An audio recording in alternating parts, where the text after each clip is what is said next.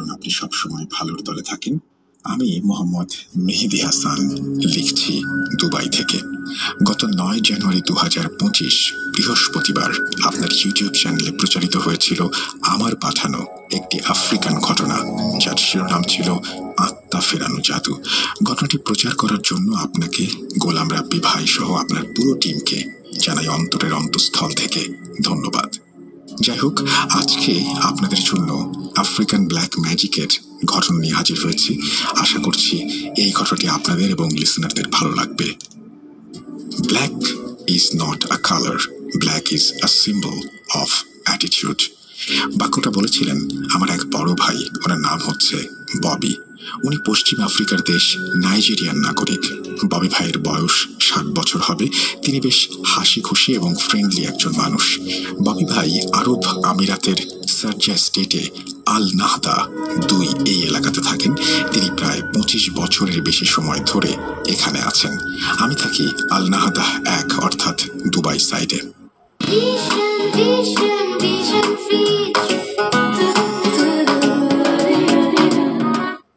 তবে আমাদের দুজনের বাসা খুব কাছাকাছি। দুজনে থাকি দুবাই সারজা বর্ডারের একেবারে এপারে ওপারে। এখানে তিনি একটি ব্যবসা করেন। ডিসেম্বর মাসের কোনো এক সন্ধ্যায় আমি আর ববি ভাই বসেছিলাম দুবাই আর সারজা বর্ডারের ধারে একটা নিরিবিলি জায়গায়। সেদিন আবহাওয়াটা ছিল অনুকূলে, মুক্ত বাতাস আর কোলাহল মুক্ত একদম রোমাঞ্চকর পরিবেশে যদি পাশে থাকে প্রিয় বড় ভাই, আর সেই সাথে যদি হয় গল্প, সেটা আবার আফ্রিকান ব্ল্যাক ম্যাজিকের, তাহলে কার না শুনতে ভালো লাগে। আমি গল্প শোনার লোভ সামলাতে না পেরে একরকম মুগ্ধ হয়ে ববি ভাইয়ের কাছে নাইজেরিয়ার অজানা রহস্যময় কালো জাদুর ঘটনা শুনছিলাম। ঘটনা শোনার এক পর্যায়ে আমি ববি ভাইকে প্রশ্ন করেছিলাম, আচ্ছা ভাই, এই যে এত কিছু ঘটে, সেগুলো কি আসলেই ঘটে? ববি ভাই মুচকি হেসে বললেন, give me your right hand. আমি আমার ডান হাতটা বাড়িয়ে দিলাম। তারপর তিনি আমার হাত ধরে বললেন, now close your eyes and keep them closed. চোখ বন্ধ করার প্রায় 2 মিনিট পর ববি ভাই বললেন, now open your eyes. আমি চোখ খুললাম।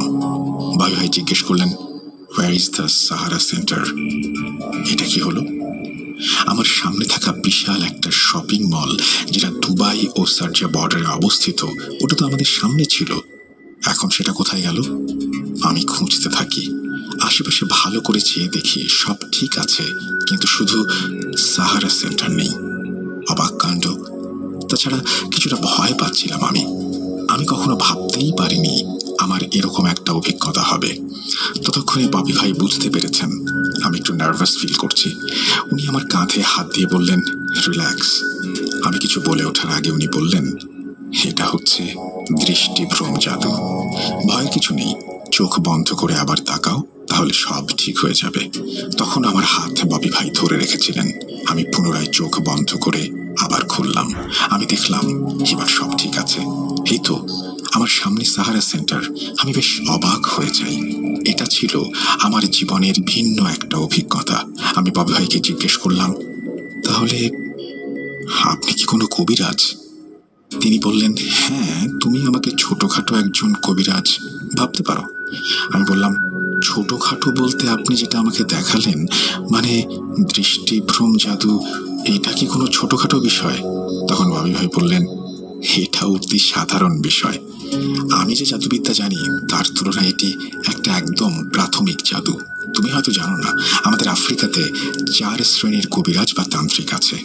নাইজেরিয়া সহ আফ্রিকার দেশগুলোতে মোট 4 শ্রেণীর কবিরাজ পাওয়া যায়, যেটাকে আফ্রিকান ভাষাতে তিনেল, ওমনে, পুনা এবং নোয়া বলে। তিনেল হচ্ছে 4র্থ শ্রেণীর কবিরাজ, যারা সাধারণত গ্রামগঞ্জে জাদুর খেলা দেখায়, তাছাড়া টুকটাক জাদু জানে আর ছোটখাটো সমস্যার সমাধান তারা করতে পারে। ওমনে হচ্ছে 3য় শ্রেণীর কবিরাজ, যারা সাধারণত সামাজিক ও ধর্মীয় অনুষ্ঠানগুলো পরিচালনা করে। সেখানে অনেক ধরনের অনুষ্ঠান হয়ে থাকে, যেগুলো কালো জাদুর মাধ্যমে হয়ে থাকে, যেমন ভুডো, গুনগুন ইত্যাদি। এই ভুডো ও গুনগুন সম্পর্কে একটু পরে বলছি। এরা ভুডো বিদ্যার চর্চা ছাড়াও প্রথম কালো জাদু বিদ্যাতে মোটামুটি পারদর্শী হয়ে থাকে। তাছাড়া অনেক সমস্যার সমাধানও করতে পারে। পুনা হচ্ছে দ্বিতীয় শ্রেণীর কবিরাজ, যারা অনেক অভিজ্ঞ হয়। এরা ভয়ঙ্কর ভয়ঙ্কর কালজাদু করে থাকে, যেমন বান মেরে মানুষ মেরে ফেলা, তারপর ভয়ঙ্কর ভয়ঙ্কর পিশাচ বন্দি করে তাদেরকে দিয়ে কাজ করানো, ইত্যাদি ইত্যাদি। তাছাড়া অন্যান্য বিষয় আরো পরে আছে। নোয়া হচ্ছে প্রথম শ্রেণীর কবিরাজ। এরা মূলত গুরু শ্রেণীর কবিরাজ হয়, আর যার যার গোত্রের কবিরাজের সর্দার হয় তারা। এরা সর্বোচ্চ স্তরের কালোজাদু চর্চা করে থাকে, যেমন আত্মাবন্দি জাদু, আয়নাবন্দি জাদু, আত্মা বা কারিন ফেরানো জাদু, জিনের উপরে কালোজাদু করা, রেড ম্যাজিক করা ইত্যাদি। এরা অনেক জটিল কালোজাদুর সমাধান করতে পারে। এই নোয়াদের ভেতরে আবার দুই শ্রেণীর নোয়া আছে, যেটাকে বাংলায় বলে সাধারণ নোয়া আর অভিজ্ঞ নোয়া। মোটা দাগে আদিবাসীরা অভিজ্ঞ নোয়া হয়ে থাকে সেখানে। যাই হোক, ববি ভাই বলছিলেন আমি চতুর্থ শ্রেণীর একজন কবিরাজ ছিলাম, তবে আমার ইচ্ছে ছিল অনেক বড় কবিরাজ হবার। কিন্তু আমার সাথে এমন একটা ঘটনা ঘটে গেল, তারপর থেকে আমি এই জাদুর চর্চা একদম ছেড়ে দিয়ে এই দেশে চলে আসি। আমি বললাম, আপনি যদি আপনার সেই ঘটনাটা আমাকে বলতেন, তাহলে আমি সেটা লিখে আমাদের বাংলাদেশের একটা জনপ্রিয় ভৌতিক প্ল্যাটফর্ম ভূত.com-এ পাঠাতাম। ববি ভাই তারপর তার ঘটনা ভূত.com-এ শেয়ার করতে রাজি হন। একটা কথা বলে রাখি ভাইয়া, ডিসেম্বর থেকে ফেব্রুয়ারি পর্যন্ত ববি ভাইয়ের কাছ থেকে অনেক কিছু জেনেছি আফ্রিকান ব্ল্যাক ম্যাজিক সম্পর্কে। আমি সেগুলোর মূল বিষয় সংক্ষেপে নোট করে রেখেছি, যাতে আমি ভুলে না যাই। আমি বুঝতে পারছি না ঘটনা কোথা থেকে শুরু করব, তো আমার ক্ষুদ্র মস্তিষ্কে যেটুকু জ্ঞান আছে সেটুকু দিয়ে চেষ্টা করছি ঘটনাগুলো যতটুকু সম্ভব সাজিয়ে লেখার। তো চলুন শুরু করা যাক সেই বহুল আলোচিত আফ্রিকান কালোজাদুর ঘটনা। এই ঘটনাগুলো ঘটেছিল পশ্চিম আফ্রিকার দেশ নাইজেরিয়াতে। মূল ঘটনা শুরু করার আগে নাইজেরিয়া জাতিগোষ্ঠী নিয়ে কিছু তথ্য দেয়া যাক, তাহলে ঘটনা বুঝতে সুবিধা হবে। তবে এসব তথ্য দেওয়ার আগে আমি ববি ভাইয়ের কাছ থেকে অনুমতি নিয়েছি। আমি ওনাকে বলেছি ভূত.com কখনো কোনো দেশ, জাতি, গোষ্ঠীকে ছোট করে না বা বড়ও করে না। এটা সম্পূর্ণ বিনোদনমূলক একটা প্ল্যাটফর্ম। এখানে শুধু সত্য ভয়ের ঘটনা উপস্থাপন করা হয়। ববি ভাই বলেছেন কোনো সমস্যা নেই, আসলে এই পৃথিবীটা এক সময় কুসংস্কারে ভরা ছিল। দিনে দিনে এসবের পরিবর্তন হয়েছে, তবে এখনো অনেক জায়গায় অনেক কিছু চলমান।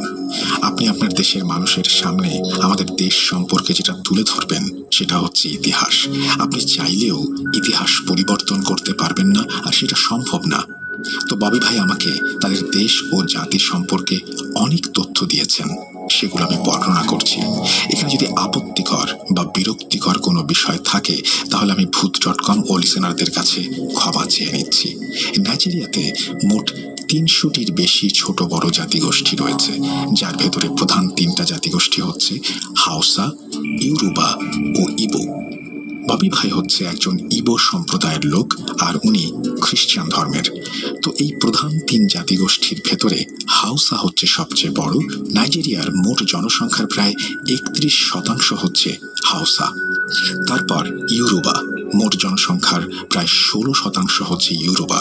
তারপর ইবো, মোট জনসংখ্যার প্রায় 15% ইবো। ইউরোবা ও ইবো সংখ্যায় প্রায় সমান। নাইজেরিয়ার এক এক অঞ্চলে এক এক জাতির প্রভাব রয়েছে।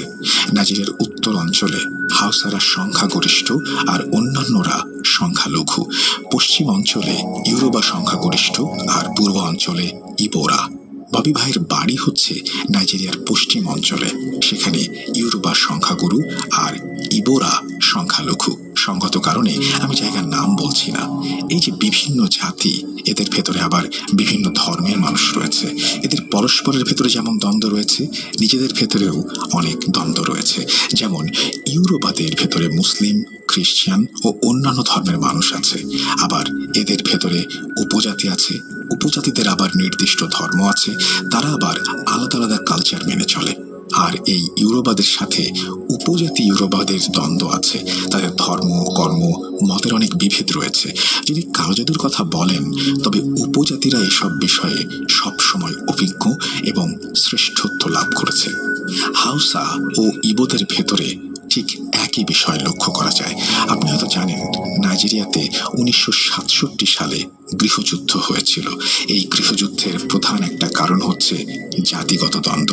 তো নাইজেরিয়াতে যে সমস্ত বিষয়গুলো দেখা যায়, যে অঞ্চলটিতে যে জাতি সংখ্যাগুরু তারা বাকি সংখ্যালঘু জাতিদের উপরে প্রভুত্ব করে।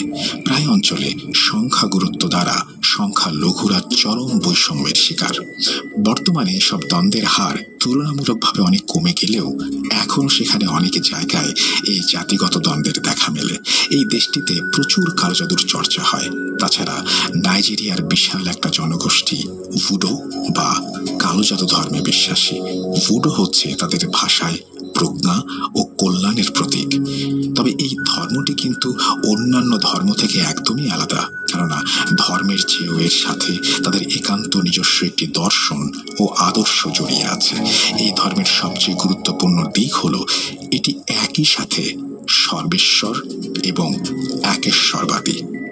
ববি ভাই বলছিলেন, প্রতি বছর একটা বিশেষ দিনে এই ভুডুয়ানরা একটা গুনগুন অনুষ্ঠানের আয়োজন করে থাকে। সেদিন একজনকে বিশেষ সাজে সাজানো হয়। এই গুনগুন অনুষ্ঠানে যিনি গুনগুন সেজে থাকেন তিনি বিভিন্ন রঙের লম্বা লম্বা জামা পরে বাড়ি বাড়ি ঘুরে বেড়ান। তাদের বিশ্বাস এই দিনে তাদের পূর্বপুরুষদের আত্মা ফিরে আসে। তবে একটা ভয়ঙ্কর বিষয় আছে এখানে। এই গুনগুন যখন বাড়ি বাড়ি ঘুরে বেড়াবে তখন তার থেকে বেশ দূরত্ব বজায় রাখতে হয়। যদি কেউ ভুল করে এই গুনগুন সাজে সজ্জিত ওই ব্যক্তির কাছে যান, তবে গুনগুন সাজে সজ্জিত ব্যক্তিটি সহ যে ব্যক্তি তার কাছে যাবে সেই ব্যক্তি অর্থাৎ দুজনের একসাথে মৃত্যু হবে। একবার ববি ভাইয়ের এলাকায় গুনগুন অনুষ্ঠানে দুজন ব্যক্তি একসাথে মারা গেল। একজন নাকি ভুল করে গুনগুনকে স্পর্শ করে ফেলে। তারপর বিদ্যুতের শক খেয়ে মানুষ যেমন মুহূর্তের মধ্যেই দগ্ধ হয়ে যায়, ঠিক তেমনি করে ওই দুজন মারা গেলেন। এটা ববি ভাই নিজে দেখেছেন। তাছাড়া এখানে মানুষ প্রায় সর্বক্ষেত্রে কালজাদুর ব্যবহার করে থাকে।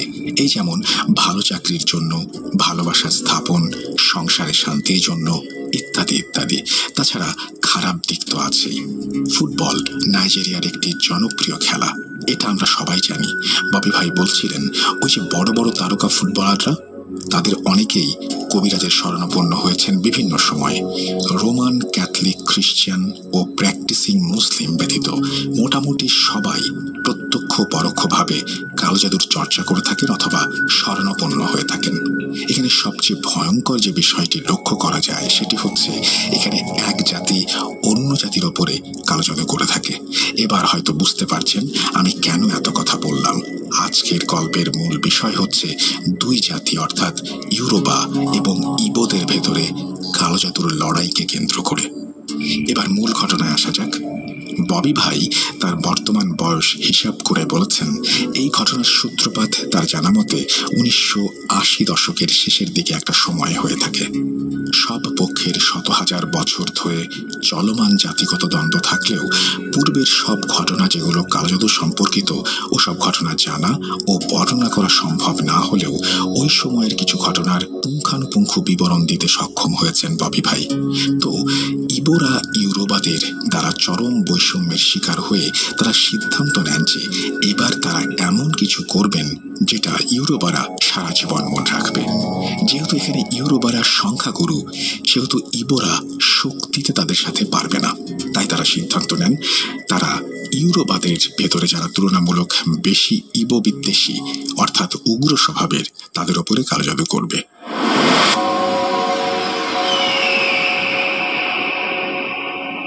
ঘটনা বোঝার সুবিধার্থে আমি এখানে ছদ্মনাম ব্যবহার করছি। ধরুন কেভিন, সে হচ্ছে ববি ভাইয়ের ইবো গোত্রের একজন প্রধান কবিরাজ বা কবিরাজ সর্দার। এই কেভিন হচ্ছে একজন নুয়া বা অভিজ্ঞ কবিরাজ। এখন ওখানে বসবাসরত যত ইবো আছে সবাই কেভিনের কাছে যায়। তারপর তাকে বলে, কেভিন কিছু একটা করুন, এই ইউরোবাদের অত্যাচার আর সহ্য হচ্ছে না, ওদেরকে একটা উচিত শিক্ষা দিন। তখন কেভিন বলে, ঠিক আছে, আমি ইউরোবাদের সাহায্য করব, তবে আমাকে একদিন সময় দাও, আমাকে ভাবতে দাও কি জাদু করা যায় ওদের ওপরে। পরের দিন কেভিন ইবো প্রধান সবাইকে ডেকে বলে, আমি ওদের ওপরে কিছু রক্তচোষা পিশাচ শ্রেণীর জিন চালান করে দেব। এই পিশাচগুলো ওদের শরীরের সব রক্ত খেয়ে ফেলবে আর ওরা একসময় রক্ত শূন্য হয়ে মারা যাবে। পরবর্তীতে এই কাজটি করা হয়েছিল একটি রিচুয়ালের মাধ্যমে। যেদিন এই রিচুয়াল করা হয় সেদিন কেভিন বিশেষ এক পোশাক পরে। তারপর সন্ধ্যার পরে কেভিন ও তার 12 জন শিষ্য মিলে কেভিনের বাড়ির উঠোনে শুরু করে দেন রিচুয়াল। ঠিক উঠোনের মাঝখানে কেভিন একটা ছাগল এনে সেই ছাগলের গায়ে মন্ত্র পড়ে ফুঁ দিতে থাকেন। তারপর 3টা থালা ছাগলের সামনে রাখেন। 3টা থালার একটা থালার ওপরে কিছু লাল রঙের গুঁড়া অর্থাৎ রং রাখেন, আর একটা থালার উপরে একটা কাঁচের বোতল ভর্তি পানি রাখেন। সেখানে কিসের পানি ছিল তা আসলে জানা যায়নি। ওইদিকে কেভিনের শিষ্যরা ওই ছাগলকে ঘিরে গোল হয়ে অদ্ভুত এক নৃত্য করতে থাকে, মানে শুধু 2 পা নাচিয়ে ওই ছাগলের চারপাশে ঘুরতে থাকে। ওদিকে কেভিন রঙের থালা থেকে রং নিয়ে মন্ত্র পড়ে ছাগলের গায়ে মাখাতে থাকে, আর একটু পর পর ওই কাঁচের বোতল থেকে কিছু পানি মুখে নিয়ে ফুস করে ছাগলের দিকে পানি নিক্ষেপ করে। এতে অনেকটা ছড়িয়ে ছিটিয়ে পানিগুলো ছাগলের গায়ে লাগে। এভাবে চলে প্রায় 10 মিনিট। এরপর কেভিন একটা লম্বা ধারালো রামদা নিয়ে আসে, আর কেভিনের শিষ্যরা এক ধরনের কাঠের বাদ্য বাজাতে থাকে, যেটা আকারে একটা গোল বাটির মতো হলেও অনেকটা ঢোলের মতো বাজতে থাকে। তারা তখন বাদ্য বাজিয়ে ছাগলটির চারপাশে গোল করে নৃত্য করছে আর সুর করে একটা শব্দ বারবার বলছে। এর অর্থ হচ্ছে হেসো হেসো। এদিকে কেভিন রামদা হাতে নিয়ে ছাগলের সামনে বিভিন্ন অঙ্গভঙ্গি করতে থাকে। কি ভাবছেন?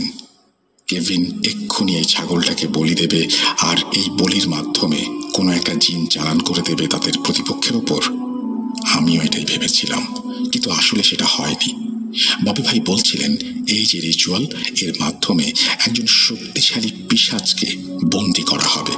ওই পিশাচটা এই ছাগলের শরীরে প্রবেশ করতে বাধ্য হবে, তারপর বলি দেয়া হবে ওই ছাগলের ভেতরে থাকা পিশাচকে। যাই হোক, তারা ওভাবে বাদ্য বাজিয়ে নেচে নেচে বলছে সেই একই কথা, এসো এসো এসো, অর্থাৎ ওই পিশাচটাকে ডাকছে। এভাবে চলতে থাকে বেশ কিছুক্ষণ। একটা সময় ছাগলটা ওখানে দাঁড়িয়ে হুঙ্কার দিতে থাকে। একটা ছাগল কি ধরনের শব্দ ব্যবহার করতে পারে, কিভাবে ডাকতে পারে, সেটা সকলের জানা আছে, কিন্তু ওই ছাগলটা তখন যে ধরনের শব্দ ব্যবহার করছে তাতে মনে হচ্ছে এটা কোনো ভয়ঙ্কর জন্তু হবে। তার অমন হুঙ্কার শুনে উপস্থিত সবাই বুঝতে পারে এখন এই ছাগলের ভেতরের পিশাচ বন্দী হয়েছে। তখন তারা আনন্দে উল্লাস করতে থাকে। একটু খেয়াল করুন, পিশাচ বন্দী হয়েছে দেখে তারা উল্লাস করছে। আর এই ঘটনা যদি আমাদের দেশে কোথাও হতো, আর আমরা যদি সেটা বুঝতে পারতাম আমাদের সামনে থাকা ছাগলের ভেতরে একটা ভয়ঙ্কর পিশাচ আছে, তখন আমাদের কি অবস্থা হতো? তাহলে বোঝা যায় এই সব বিষয় তাদের কাছে ডাল ভাতের মতো। আসলেই ভয়ঙ্কর ব্যাপার।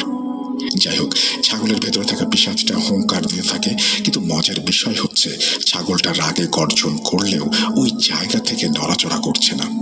এটা দেখে মনে হচ্ছে অদৃশ্য কিছু তাকে শক্ত করে ধরে রেখেছে, যার ফলে সে কোনো রকম নড়াচড়া করতে পারছে না, শুধু এদিক ওদিক চেয়ে দেখছে।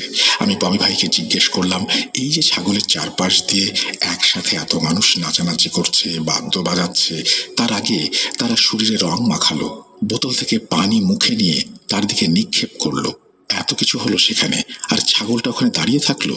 সে পালাতে পারুক আর না পারুক, অন্তত ছোটাছুটি তো করবে। তখন ববি ভাই হেসে আমাকে বললেন, ছোট ভাই, এটাই তো কালো জাদু। ওই ছাগলকে সম্পূর্ণ বশ করে রাখা হয়েছিল। যাই হোক, একসময় কেভিন এক কোপে ছাগলের ঘাড় থেকে মাথা আলাদা করে ফেলে। যখনই কোপ মেরেছে তখন ওই ছাগলটা এত জোরে আর্তনাদ করে উঠেছে, সেই আর্তনাদে পুরো বাড়িটা কেঁপে ওঠে। ওই আর্তনাদ মূলত ছাগলের ভেতরে থাকা পিশাচটার। কেভিন ছাগলের কাটা মাথাটা ওই খালি পড়ে থাকা 3য় থালার ওপর রেখে দেয়। ওদিকে ছাগলটা বলি দেওয়ার সাথে সাথে কেভিনের একজন শিষ্য একটা মাটির পাত্র এনে ছাগলের রক্তগুলো ওই মাটির পাত্রে সংগ্রহ করে। তারপর কাঁটা মাথা ও পাত্র ভর্তি রক্ত নিয়ে কেভিন চলে যায় তার ছোট ঘরে। বলে রাখা ভালো, আফ্রিকান কবিরাজদের আলাদা ঘর থাকে, সেখানে তারা তাদের কবিরাজি কর্মকাণ্ড করে থাকে। যাই হোক, পরবর্তীতে জানা যায় ইবোরা যখন কেভিনের কাছে বলে ইউরোবাদের উপরে কালো জাদু করতে হবে, কার কার উপরে কালো জাদু করতে হবে সবার নাম নিয়ে কেভিন গত রাতে একজন শক্তিশালী পিশাচ জিনের সাথে কথা বলে। এটা ছিল চুক্তি জাদু। চুক্তি জাদু হচ্ছে জিনের সাথে চুক্তি করে কাজ করানো। প্রথমে কবিরাজ সিদ্ধান্ত নেন কি জাদু করতে চান, তারপর কবিরাজ কাজের ধরন অনুযায়ী সেই জিনকে আহ্বান জানান।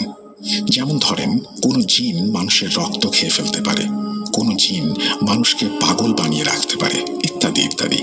কেভিন সিদ্ধান্ত নেন সে উগ্র ইউরোবাদের রক্ত শূন্য করে মারবে, যাতে বিষয়টা সহজে কেউ বুঝতে না পারে। তার ভাবনা অনুযায়ী সে গতরাতে একজন পিশাচকে আহ্বান করে, যে কিনা মানুষের শরীর থেকে রক্ত চুষে খেয়ে ফেলতে পারে। কেভিনের আহ্বানে ওইরকম একটা পিশাচ কেভিনের ডাকে সাড়া দিয়ে তার কাছে আসে। তখন কেভিন ওই জিনকে বলে, আমার একটা কাজ করে দিতে হবে। জিন জিজ্ঞাসা করে, কি কাজ? তখন কেভিন বলে, তোমাকে যাদের নাম বলবো তুমি তাদের রক্ত খেয়ে ফেলবে। এই কাজের জন্য তুমি আমার কাছে কি চাও? তখন জিন বলে, আমি মানুষের রক্ত খেতে পছন্দ করি, এটা ঠিক, তবে এই কাজ করতে হলে তোমাকে দুটো কাজ করতে হবে। কেভিন জিজ্ঞেস করে, কি কি কাজ করতে হবে? তখন ওই জিন বলে, তুমি যেমন তোমাদের শত্রুদের মেরে ফেলতে চাইছো, ঠিক আমিও আমার একজন শত্রুকে হত্যা করতে চাই তোমার মাধ্যমে। একটা কথা, মানুষের ভেতরে যেমন শত্রুতা থাকে, জিনদের ভেতরেও তেমন শত্রুতা আছে। যাই হোক, কেভিন বলে, তোমার প্রথম কাজ আমি করে দেব, মেরে দেব তোমার শত্রুকে, তুমি যাকে মারতে চাও। দ্বিতীয় কাজ কি সেটা বলো? তখন জিন বলে, আমি আমার শত্রুর তাজা রক্ত পান করতে চাই আর তার মাথাটা চিবিয়ে খেতে চাই। কেভিন বলে, ঠিক আছে, তাই হবে। ওই যে ছাগলের ভেতরে থাকে একটা পিশাচ বন্দি করে তাকে বলি দেয়া হলো, ওই বলি হওয়া জিনটা ছিল কেভিনের সাথে চুক্তি করা জিনের শত্রু। তো এভাবেই ইবদের কবিরাজ সর্দার একটা জিনের সাথে চুক্তি করে ইউরোবাদের ওপরে কালো জাদু করল। পরবর্তীতে নাকি এই জাদুর প্রভাবে ইউরোবাদের অনেকে রক্ত শূন্যতায় ভুগে মারা যায়। কি ভাবছেন, ইউরোবারা কিছু বুঝতে পারেনি? ইবোরা তাদের ওপরে কালো জাদু করেছে এটা ইউরোবারা জেনে যায়, তারপর তারা ইবোদের ওপরে কালো জাদু করে। একটা কথা বলে রাখা ভালো, জাদুবিদ্যায় কেউ কারো থেকে কম না। হাউসা, ইবো, ইউরোবা এই তিন জাতিদের কাছে রয়েছে কালো জাদুর বই। যাই হোক, প্রতিশোধ হিসেবে ইউরোবা ইবোদের ওপরে ভয়ঙ্কর এক কালো জাদু করে। এই জাদুকে বলে আত্মঘাতী কালো জাদু, অর্থাৎ এই জাদু যার ওপরে প্রয়োগ করা হবে সে নিজে আত্মহত্যা করে মারা যাবে। সেবার ইউরোবাদের এই জাদুর ফলে নাকি 10 জনের বেশি ইবোরা আত্মহত্যা করেছিল। একসাথে এত মানুষ আত্মহত্যা করছে, এটা কোনো স্বাভাবিক বিষয় ছিল কি? ইবোরা বুঝতে পারে আসলে ঘটনা কি ঘটছে। আমি দুঃখিত, এই জাদু করার নিয়মটা আমি জানতে পারিনি, যেটা আমাকে ববি ভাই বলতে পারেননি। তবে এই জাদু কাটানোর যে প্রক্রিয়া ছিল সেটা ববি ভাই আমাকে বলেছেন। যখন ইবোরা ইউরোবাদের দ্বারা কালো জাদুতে আক্রান্ত হয়ে নিজে নিজের প্রাণ নিতে থাকে, তখন কেভিন বুঝতে পারে তাদের গোত্রের ওপরে ইউরোবারা ওইসব ভয়ঙ্কর জিন চালান করে দিয়েছে, যারা মানুষকে নিয়ন্ত্রণে রেখে আত্মহত্যা করতে বাধ্য করছে। এখন এটার একটা সমাধান দরকার। কি সেই সমাধান, আর সেটা কিভাবে করা হলো এখন বর্ণনা করছি। এর সমাধান হচ্ছে একটাই, আর সেটা হচ্ছে ইউরোবাদের চালান করা জিনদের হত্যা করা। কিভাবে হত্যা করা হলো এখন সেটা জানবো। যেদিন ওই জিনদের কেভিন হত্যা করলো, সেদিন কেভিন আর তার 12 সদস্যের শিষ্যরা সন্ধ্যায় একটা যজ্ঞ করে। যজ্ঞটা করেছিল যেভাবে, কেভিন অনেকগুলো কাঠের পুতুল নিয়ে আসে, আর তার সংখ্যা প্রায় 20টা হবে। তারপরে একটা পুতুলকে উঠোনের মাঝে রেখে ওই পুতুলকে কেন্দ্র করে বাকি পুতুলগুলোকে ওই কেন্দ্রীয় পুতুলের চারপাশে গোল বৃত্ত করে সাজায়। ওদিকে কেভিনের শিষ্যরা এক ধরনের ফুলের পাপড়ি ছিঁড়ে একটু একটু করে প্রত্যেকটা পুতুলের মাথার ওপর রাখে। বাকি পুতুলদের তুলনায় কেন্দ্রীয় পুতুলের মাথায় ফুলের পাপড়ি একটু বেশি রাখে। তারপর কেভিন উপস্থিত সবাইকে বলে, এখন যার যার ঘরে ফিরে যাও, কাল সব ঠিক হয়ে যাবে, আর কেউ আত্মহত্যা করবে না। এই বলে কেভিন তার ছোট ঘরে চলে যায় তার শিষ্যদের নিয়ে। যাই হোক, কেভিন শিষ্যদের নিয়ে চলে যায় সেই রিচুয়ালের ঘরে, বাকি অংশ শুরু করে এবং পুতুলগুলো ওভাবে উঠোনে পড়ে থাকে। আমি ববি ভাইকে জিজ্ঞাসা করলাম, কেভিন ওই ঘরে গিয়ে কি কি করলো? ববি ভাই বললেন, ওখানে বসে বসে সে তার তন্ত্রমন্ত্র পড়ে কিছু ভয়ঙ্কর জিনকে আহ্বান করলো। সেদিন গভীর রাতে নাকি অনেকগুলো আলো এসে এক এক করে ওই উঠোনে থাকা ওই পুতুলদের ভেতরে প্রবেশ করে। তারপর সেগুলো মানুষের মতো করে চলতে শুরু করে এবং এক সময় হাওয়ায় মিলিয়ে যায়। এই দৃশ্য নাকি ববি ভাইয়ের একজন প্রতিবেশী দেখেছিলেন, যেটা তিনি পরবর্তীতে সবাইকে জানিয়েছেন। ওই জিনগুলো কি জিন ছিল আর তারা কিভাবে ইউরোবাদের চালান করা আত্মহত্যা প্রতিরোধ করলো বা বাধা দিল, জিনদের হত্যা করলো, এই বিষয়ে বেশি কিছু জানাতে পারেননি ববি ভাই। তবে এই রিচুয়ালের মাধ্যমে ইউরোবাদের কালো জাদু নষ্ট করতে সক্ষম হয় ইবো কবিরাজদের সর্দার কেভিন। এরপরেও অনেকবার দুই জাতির ভেতরে কালো জাদুর লড়াই চলেছে। দুই পক্ষ দুই পক্ষের ওপরে ভয়ঙ্কর জাদু করেছে, যার অনেক কিছু ববি ভাই আমাকে বললেও সঙ্গত কারণে আমি সেগুলো এড়িয়ে যাচ্ছি। তবে দুই জাতির ভেতরে চলমান কালো জাদুর লড়াইয়ে সবচেয়ে ভয়ঙ্কর জাদু কি ছিল, সেটা কিভাবে করা হলো এবং তার সমাধান কিভাবে এলো, সেটা আমি বর্ণনা করব। বর্ণনা করার আগে কিছু কথা বলে নিতে চাই। সেখানে প্রত্যেকটা জাতির ভেতরে অনেক ধরনের কুসংস্কার রয়েছে। যেমন ইউরোবাদের ভেতরে একটা প্রথা আছে, সেটা হচ্ছে নিজের ইচ্ছাতে বলিদান, অর্থাৎ যিনি বলি হবেন তিনি সম্পূর্ণ নিজের ইচ্ছাতে বলি হবেন। ধরেন যুদ্ধ চলাকালীন সময়ে অনেক দেশের স্বার্থে, দেশের মানুষের স্বার্থে আত্মঘাতী কাজ করেন কেউ। বিষয়টা অনেকটা সেরকম। ইউরোবা নিজেদের জাতি ও গোত্রের স্বার্থে স্বেচ্ছায় নিজের জীবন উৎসর্গ করে থাকেন। তারপর ইবোদের ভেতরে একটা প্রথা রয়েছে, যেমন যমজ বাচ্চা বলি। ধরুন কারো যমজ বাচ্চা রয়েছে, ওই বাবা মা স্বেচ্ছায় তাদের সন্তানকে বলি দিতেন। ওই সন্তানের পিতা মাতার বিশ্বাস তারা অনেক ভাগ্যবান ও ভাগ্যবতী বলে সৃষ্টিকর্তা তাদেরকে জোড়া বাচ্চা উপহার দিয়েছেন। এখন তাদের উচিত এই জোড়া বাচ্চা সৃষ্টিকর্তার নামে উৎসর্গ করা। তারপর হাউসাদের ভেতরে একটা প্রথা রয়েছে, বিশেষ একটা সময়ে একজন নববধূকে বলি দেয়া। প্রথমে কোনো একটা মেয়েকে বলির জন্য নির্বাচন করা হয়, তারপর তাদের ভেতরে একজনের সাথে তাকে বিয়ে দিয়ে সেই বধূকে বলি দেয়া হয়। এগুলো সবকিছু ছিল কালো জাদুর অন্তর্ভুক্ত। এক সময় সেখানে ব্রিটিশদের পদার্পণ হয়। তখন ব্রিটিশ শাসন আমলে এসব প্রথার ঘোর বিরোধিতা শুরু করে ব্রিটিশরা। তারপর সেটা মোটা দাগে বন্ধ করতে সক্ষম হলেও এখনো অনেক জায়গায় অতি গোপনে এই সব কর্মকাণ্ড চলে বলে জানিয়েছেন ববি ভাই। যাই হোক, ববি ভাই বলছেন ইবো এবং ইউরোবাদের ভেতরে অনেকবার কালো জাদুর লড়াই চলেছে, যেটা এখনো অর্থাৎ এই 2025 সালে এসেও চলমান। আর ভেতরে ইউরোবারা আমাদের ইবোদের ওপরে এমন এক ভয়ঙ্কর কালো জাদু করে বসলো, যেটার ফলে অনেক ইবো মারা গেল আর ওই জাদু কাটাতে অনেক বেগ পেতে হয়েছিল। একদিন সকালবেলা হঠাৎ করে কেভিনের রক্ত বমি শুরু হয়। খবর পেয়ে সবাই কেভিনের কাছে ছুটে গেলাম আমরা। যে দেখি ঘর থেকে শুরু করে পুরো উঠোন জুড়ে শুধু রক্ত আর রক্ত। অবাক করা বিষয় হচ্ছে কেভিন এভাবে বমি করছে আর তার বমির সাথে শুধু তাজা রক্ত বের হচ্ছে, কিন্তু কেউ তাকে ধরছে না। তাকে ধরে হাসপাতালে নেবে সেটা না করে সবাই দাঁড়িয়ে দাঁড়িয়ে তামাশা দেখছে। আমরা কেভিনকে ধরার জন্য এগিয়ে গেলে কেভিন আমাদেরকে বলে, আমার থেকে দূরে থাকো, আমাকে তোমরা বাঁচাতে পারবে না, আমি এক্ষুনি মারা যাব। তার এমন কথা শুনে আমরা বেশ অবাক হই, সে সাথে মর্মাহত হই। আমরা কেভিনকে জিজ্ঞেস করি, এসব কি করে হলো? তখন কেভিন বলে, ইউরোবরা করেছে, এবার আমরা কেউ বাঁচতে পারবো না। যাই হোক, কেভিন নিষেধ করা সত্ত্বেও আমরা এক প্রকার জোরপূর্বক তাকে ধরাধরি করে হাসপাতালে নেয়ার জন্য রওনা হলে হাসপাতালে নেয়ার আগে সে মারা যায়। সেদিন আমাদের পুরো ইবো গোত্রে এক শোকের ছায়া নেমে আসে, কেননা কেভিন ছিল ইবো কবিরাজ সর্দার। কেভিনের লাশ তার ধর্ম অনুযায়ী দাফন করা হয়। কেভিন মারা যাওয়ার 2 দিন পরে আমাদের ইবো গোত্রের 3 জন যুবক একইভাবে রক্ত বমি করতে করতে মারা যায়। মৃত্যুর আগে তারা শুধু এটা বলতে চেয়েছিল তারা নাকি গত রাতে স্বপ্নের ভেতরে কিছু খেয়েছে। অবাক করা বিষয় হলো তারা 3 জন একই স্বপ্ন দেখেছে। তাদের দেখা স্বপ্নটা ছিল এমন, তারা 3 জন একসাথে কোনো একটা ভোজনে গিয়েছে, সেখানে পেট ভরে মাংস খেয়েছে। তারপর তাদের ঘুম ভেঙে যায় পেটের যন্ত্রণায়। মূলত স্বপ্নে মাংস খাওয়ার পর থেকে শুরু হয় পেটে ব্যথা। তারপর ব্যথা ক্রমে বাড়তে থাকে। একসময় সেটা তীব্র থেকে তীব্রতর হয়, আর এক পর্যায়ে শুরু হয় রক্তবমি। তো এভাবে কেভিন সহ 4 জন মারা যাওয়ার পরে ইবোদের ভেতরে আতঙ্ক ছড়িয়ে পড়ে। তারা বুঝতে পারে এবার ইউরোবারা তাদের ওপরে ভয়ঙ্কর কালো জাদু করেছে।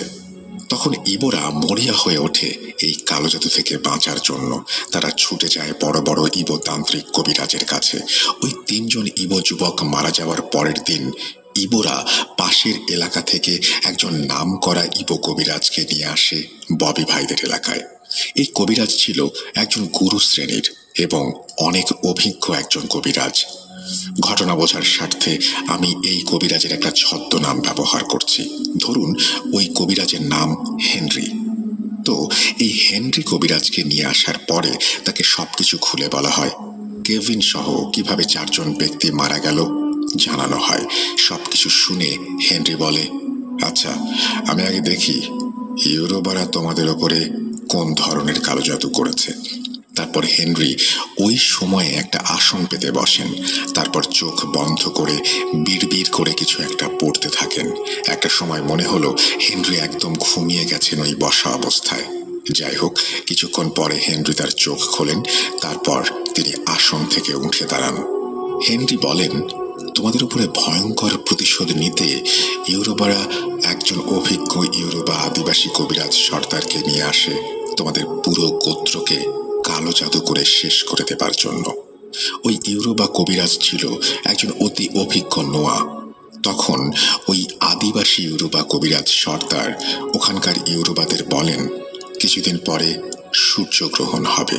ওই সূর্যগ্রহণের সময় তোমাদের ভেতর থেকে একজন স্বেচ্ছায় যদি বলি হতে রাজি হয়, তবে এই বলির মাধ্যমে ইবোদের ওপরে ভয়ঙ্কর কালো জাদু করতে পারবো, যে জাদু কাটানোর ক্ষমতা ইবোদের নেই।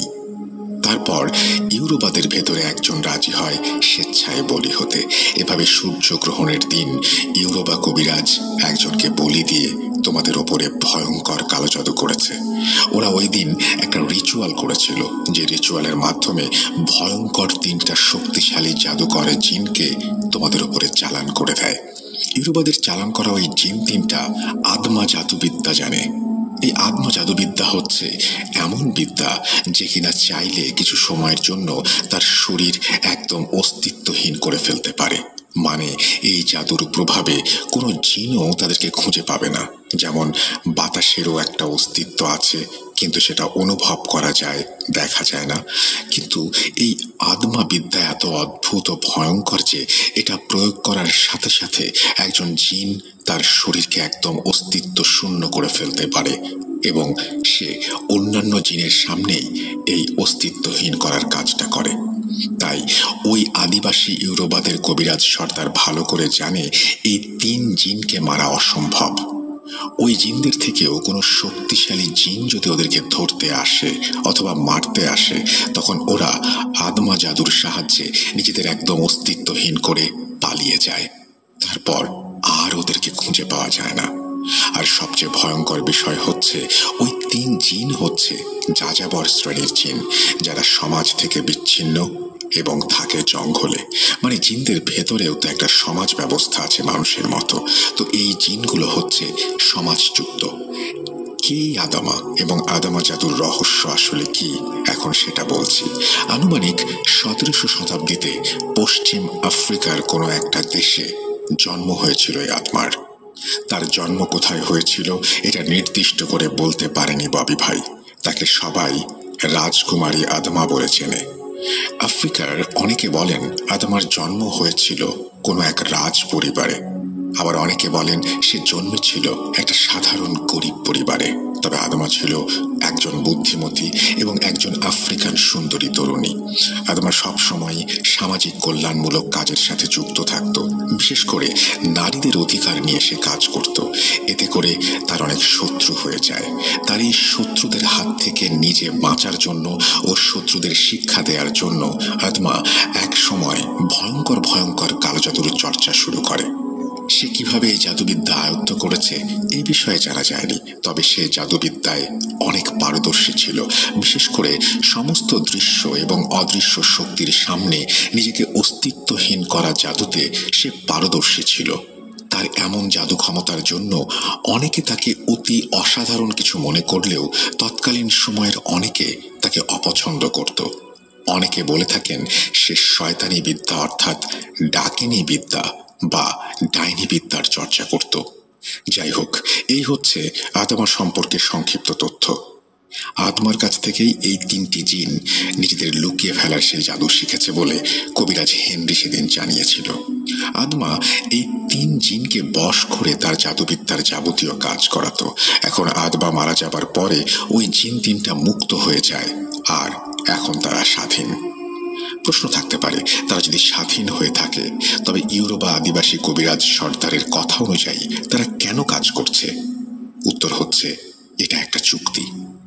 যাই হোক, বলি দেওয়ার পরে শর্ত অনুযায়ী এখন ওই 3 জিন ইউরোবা আদিবাসী কবিরাজ সর্দারের কাছে প্রতিশ্রুতি দিয়েছে ওরা তোমাদের সবাইকে মেরে ফেলবে। ইউরোবাদের সবচেয়ে বেশি ক্ষোভ ছিল কেভিনের ওপরে।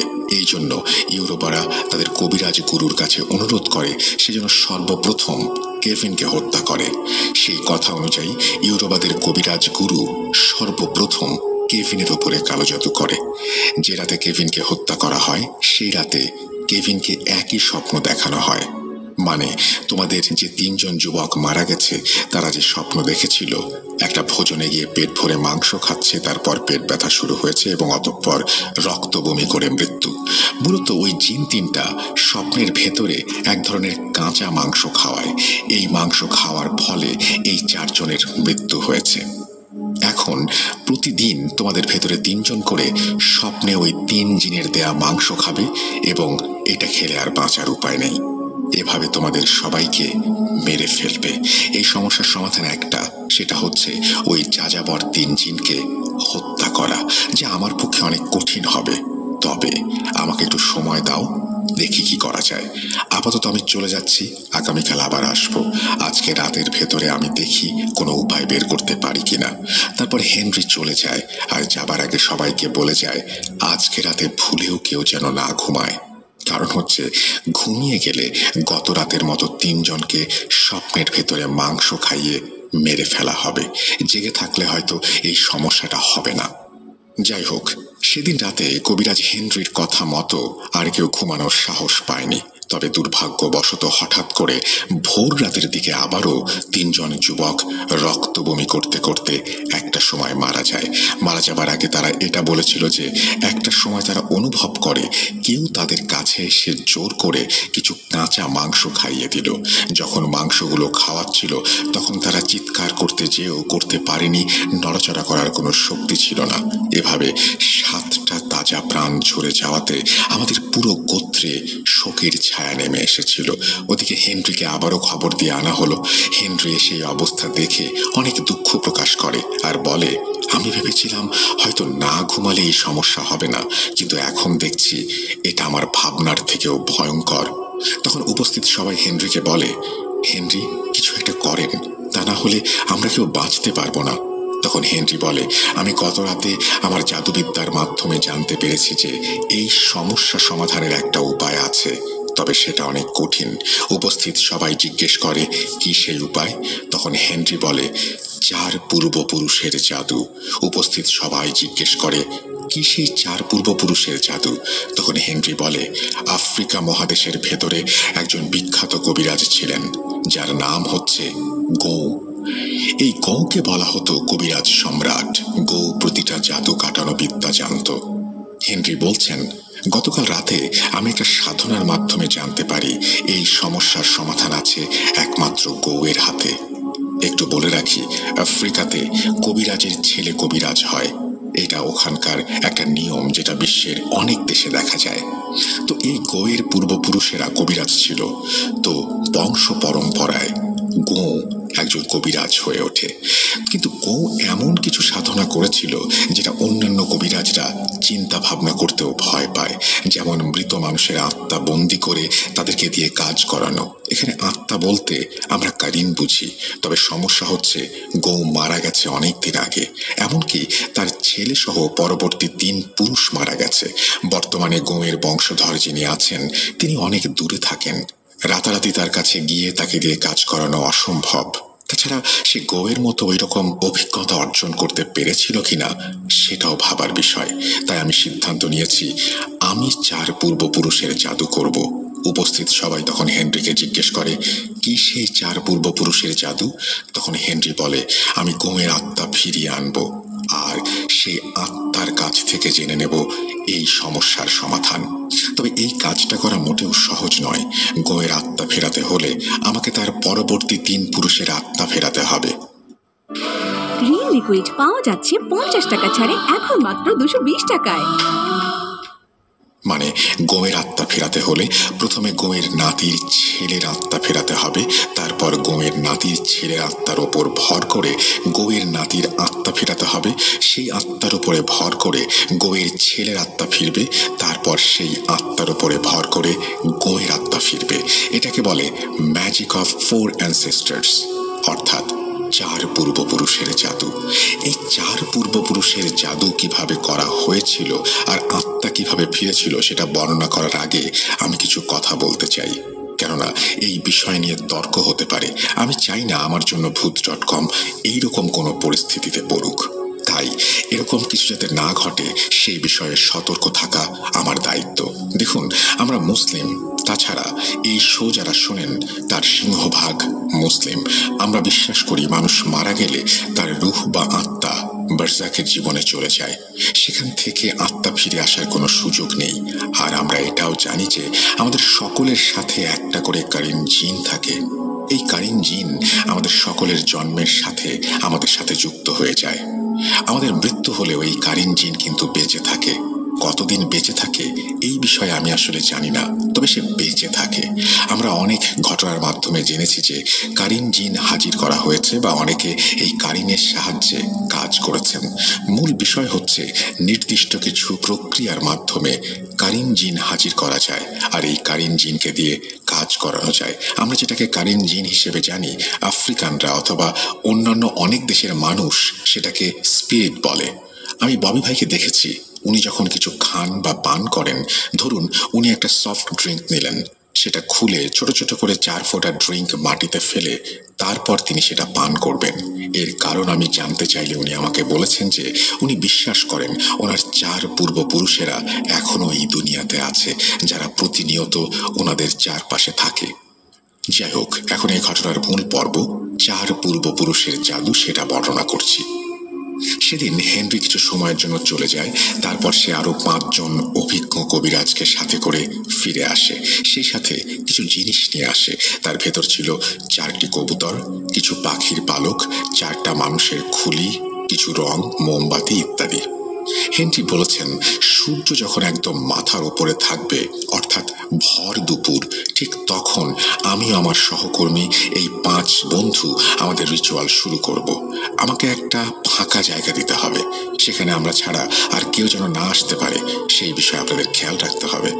ববি বলছেন, হেনরির কথা মতো তাকে কেভিনের বাড়িটা ছেড়ে দেওয়া হয়, আর আমরা দূর থেকে হেনরির কর্মকাণ্ড লক্ষ্য করছি।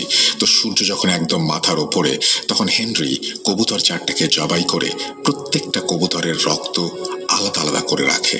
তারপর হেনরি সেই 4টা মানুষের খুলি বের করে, এক একটা খুলির ওপরে একটি করে কবুতরের রক্ত ঢেলে দেয়।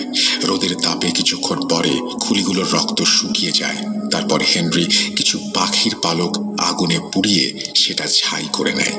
সেই ছাইয়ের সাথে কিছুটা রং মিশিয়ে সামান্য পানি দিয়ে সেটাকে এক ধরনের কালির মতো বানিয়ে ফেলে।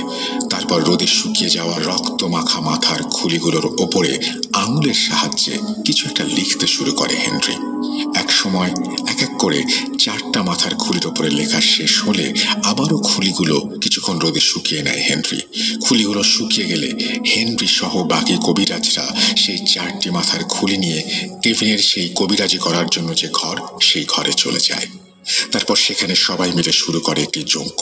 ববি ভাই বলছেন, ওই দিন ওই 6 কবিরাজ একটা মালসার ভেতরে আগুন জ্বালিয়ে সেই আগুনের পাত্রের পাশে এই 4টি মানুষের মাথার খুলি রেখে তন্ত্র মন্ত্র পড়তে থাকে এবং তাদের জানা জাদুবিদ্যা সব জাহের করতে থাকে। সেদিন দুপুর থেকে সন্ধ্যা পর্যন্ত এই 6 জন কবিরাজ এই রিচুয়াল করেছিল। এতে করে নাকি এই 4 পুরুষের আত্মা পূর্ণ শক্তি পেতে সক্ষম হয়েছিল।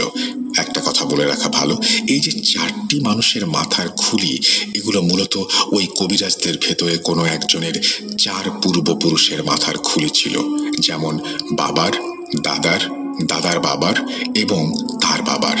কেননা এই ম্যাজিক সম্পূর্ণ করতে হলে এমন 4টা মানুষের খুলির প্রয়োজন, যা হতে হবে 4 পূর্বপুরুষের মাথার খুলি। যাই হোক, সন্ধ্যা পর্যন্ত টানা যজ্ঞ শেষ করে হেনরি এবং বাকি কবিরাজরা বাইরে চলে আসে। তারপর হেনরি আমাদের সবাইকে ডাকে। আমরা হেনরির কাছে গেলে হেনরি আমাদের বলে, আপনারা দয়া করে কেউ ঘর থেকে বের হবেন না। সূর্য ডোবার সাথে সাথে আমি আমার আসল কাজ, অর্থাৎ 4 পূর্বপুরুষের আত্মা ফেরানো জাদু শুরু করব। বাইরে পরিবেশটা তখন অস্বাভাবিক হয়ে যেতে পারে, সবার কাছে মনে হতে পারে প্রচণ্ড ঝড় তুফান হচ্ছে। দয়া করে কেউ ভয় পাবেন না, আর ভুলেও এই উঠানের চারপাশে কেউ আসবেন না। যদি কেউ আসেন তবে নিজ দায়িত্বে আসবেন, কেননা তারা চরম ক্ষতির সম্মুখীন হতে পারেন। হেনরির কথা শোনার পরে আমরা তাকে আশ্বস্ত করি যে আমরা কেউ আসবো না এখানে, আপনি আপনার কাজ চালিয়ে যান। সেদিন সূর্য ডোবার পরে শুরু হয় আসল কাজ। ববি ভাই বলছেন আমরা তখন আড়াল থেকে দেখতে থাকি হেনরি কি করছেন। তাছাড়া এই সমস্যা সমাধানের পরে হেনরি আমাদের সবকিছু খুলে বলেছিল। আমি ঘটনার ধারাবাহিকতা বজায় রাখার জন্য সেটা এখন বলছি যে কিভাবে করা হয়েছিল, কি করা হয়েছিল এই 4 পূর্বপুরুষের আত্মা ফেরানোর সময়। সেদিন হেনরি উঠোনের মাঝখানে একটি কাপড় বিছিয়ে সেখানে সেই 4টি মানুষের মাথার খুলি রাখে। তারপর সেই খুলি বরাবর 4টি দাগ কেটে দেয়, মানে 4টি খুলির সামনের দিকে একটি করে সরল রেখা টানে। সেই দাগের ওপরে কিছু রং ছিটিয়ে সেগুলোর উপরে মোমবাতি স্থাপন করে, অনেকটা অ্যাসেম্বলির মতো করে সাজিয়ে নেয়। এরপর সেই মোমবাতিতে আগুন জ্বালিয়ে হেনরি সহ যেগুলো এক এক করে নিভে যায়। তারপর তার কয়েক সেকেন্ড পরে একটি আলো এসে প্রবেশ করে প্রথম খুলির ভেতরে। আলোটি যখন প্রথম খুলির ভেতরে প্রবেশ করেছে তখন সব কবিরাজ একসাথে দাঁড়িয়ে যায়। তারপর তারা সুরেলা কণ্ঠে একটি লাইন বলতে থাকে, যার বাংলা অর্থ হচ্ছে তোমার পিতাকে নিয়ে এসো। এভাবে কিছুক্ষণ গান গাওয়ার পর ওই আলোটি আবার ওই খুলি থেকে বেরিয়ে চলে যায়। তার কয়েক মিনিট পরে দ্বিতীয় লাইনের মোমবাতি সব এক এক করে নিভে যায়। তারপর একটি আলো এসে দ্বিতীয় মাথার খুলির ভেতর প্রবেশ করে। ওই আলোটি যখন দ্বিতীয় খুলির ভেতরে প্রবেশ করে তখন সব কবিরাজ আবারও একই সুরে সেই গান গাইতে থাকে। তার কিছুক্ষণ পরে আবারও একই ঘটনা ঘটে, আলোটি খুলি থেকে বের হয়ে যায়। তৃতীয় লাইনের মোমবাতিগুলো এরপর সব নিভে যায়। আরেকটি আলো এসে তৃতীয় মাথার খুলিতে প্রবেশ করে। প্রবেশ করার সাথে সাথে কবিরাজরা সেই একই গান আবারও গাইতে থাকে। তার কিছুক্ষণ পর আবার সেই তৃতীয় আলোটি খুলি থেকে বেরিয়ে যায়। তৃতীয় খুলিটি যখন ওখান থেকে চলে যায় তারপর পরিবেশটা আরো বেশি ভয়ঙ্কর হয়ে ওঠে। মনে হচ্ছে এক্ষুনি সব লণ্ডভণ্ড হয়ে যাবে। চারপাশ জুড়ে তখন প্রচণ্ড বাতাস বইছে। এমন সময় চতুর্থ লাইনের মোমবাতিগুলো নিভে যায় এবং একে একে 4টি আলো 4টি খুলিতে প্রবেশ করে। যখনই ওই আলো খুলিগুলোর ভেতরে প্রবেশ করেছে তখন আবার সেই কবিরাজরা উঠে দাঁড়ায় এবং সবাই একসাথে বলতে থাকে, হে মহাত্মা, বাঁচাও আমাদেরকে বাঁচাও। এইভাবে বেশ কিছুক্ষণ চলার পরে ওই 4টি মানুষের মাথার খুলি মানুষের মতো কথা বলে ওঠে। ওরা বলে, তোদের এত বড় সাহস, আমাদের বিরক্ত করিস। তখন হেনরি বলে, আমাদের ক্ষমা করে দাও, আমরা যে বড় অসহায়, আমাদের আর কোনো পথ খোলা ছিল না, আমরা বাধ্য হয়ে তোমাদেরকে ডেকেছি। তারপর ওই 4 পূর্বপুরুষের সাথে কবিরাজ হেনরির অনেক কথা হয়। অবশেষে হেনরি সক্ষম হয় তাদের শান্ত করতে। এক পর্যায়ে চতুর্থ খুলির যেটার ভেতরে গোঁয়ের আত্মা ছিল সে বলে, আমাদের কেন ডেকেছিস সেটা বল। তখন হেনরি সবকিছু খুলে বলে কিভাবে ইউরোবারা ইবদের ওপরে কালো জাদু করেছে আর এই সমস্যার সমাধান কি সেই বিষয়ে গোঁয়ের কাছে তারা জানতে চায়। সবকিছু শুনে গোঁ বলে, এই সমস্যার সমাধান হচ্ছে আয়না জাদু। তারপর গোঁ হেনরিকে বলে দেয় কিভাবে সেই আয়না জাদু করতে হবে, আর গোঁ এটাও বলে দেয় আজকে রাতে কোন 3 যুবক মারা যাবে। তাদেরকে যদি বাঁচাতে চায় তাহলে তাদেরকে পানির ভেতরে রাখতে হবে। এই চীনের জাদু পানিতে কাজ করে না। ওরা 3 জন যেন আজকে সারা রাত পানির ভেতরে কাটিয়ে দেয়, তাহলেই বাঁচতে পারবে। এরপর সে বলে, আর তুই আগামীকাল আয়না জাদু প্রয়োগ করবি। এই আয়নার ভেতরে তাদেরকে বন্দি করে হত্যা করবি। পুরো প্রক্রিয়াটি কিভাবে করতে হবে সেটা গৌ হেনরিকে শিখিয়ে দেয়।